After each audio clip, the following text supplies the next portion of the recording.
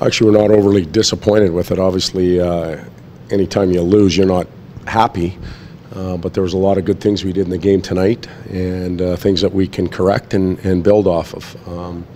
Got beat on in some situations where some really skilled players with skilled power play units found holes and put it in the net.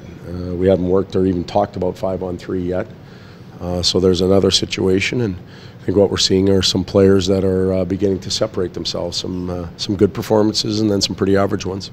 Is Yamamoto separating himself? In my opinion, he is. He's he's had a real good main camp. I would say his rookie camp was just average, but maybe he was a little bit anxious to get out here with the NHL group. But since we've started together, he's been tremendous.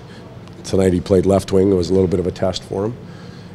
He's been a real good penalty killer, and it's interesting when you listen to the new coaching staff come in and their comments. He continues to grow on them, and there is no liability in his game, is what some of the language that they're using. So he's as good defensively as he is offensively. Did Ethan Bear take a step forward tonight? Well, he's been a pretty solid guy. He's got some experience in his game, and he moved the puck well. He defended well. I thought this was perhaps his best exhibition game thus far. So the answer to that is probably yes.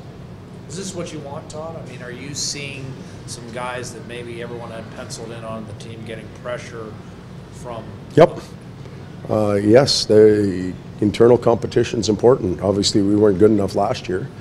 And if veteran players are going to get pushed out of the lineup, that's a good thing.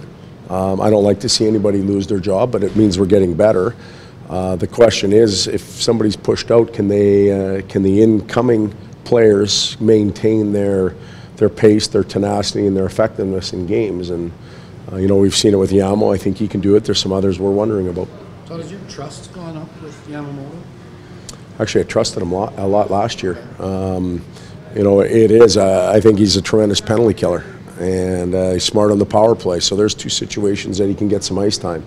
5-on-5, when you look at some scoring chances, he may be the smallest guy on their team with the most touches around the blue paint.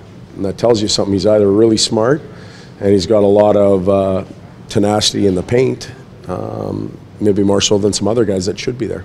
How do you think your goalie played? Thought he was fine. They scored a couple off the post, 5-on-3, shooting in a little hole. Much better than he was in Calgary. He looked much more comfortable and way more under control.